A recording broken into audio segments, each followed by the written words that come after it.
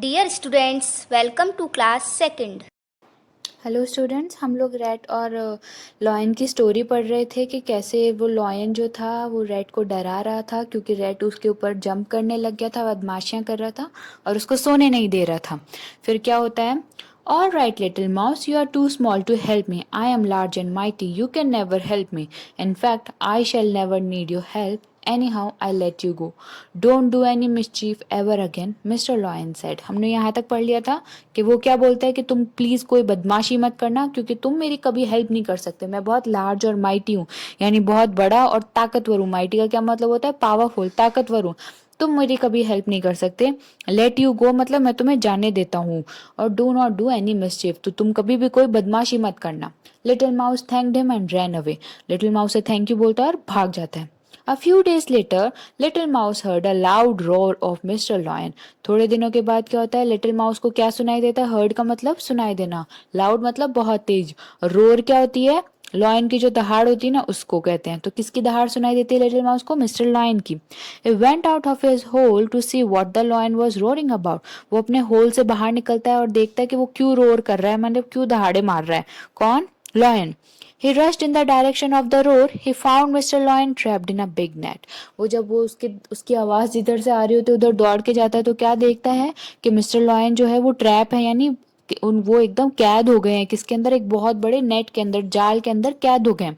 Little mouse said to mister lion, sir please sit down peacefully, I shall help you get free. वो sir क्या कहता है little mouse के? Sir please आप peacefully, यानी वो शांति से बैठ जाओ चुपचाप करके। आई शैल हेल्प यू, मैं आपकी मदद करूंगा बाहर निकलने में। What can you do little mouse? तो फिर मिस्टर लॉयन रोड करके, बहुत जोर से मिस्टर लॉयन रोड करके क्या बोलते हैं कि व्हाट कैन यू डू, कि तुम क्या कर सकते हो छोटे से चूहे? With all my might I have not been able to break free, you cannot help me in any way. कि मैंने अपनी पूरी ताकत लगा ली और मैं इससे बाहर नहीं निकल सकता, तुम क्या मेरी मदद करोगे? तो फिर लिटिल माउस क्या कहता है? I can help you sir, said little mouse confidently. वो कहता है कि मैं आपकी हेल्प कर सकता हूँ, वो कॉन्फिडेंस के साथ बोलता है।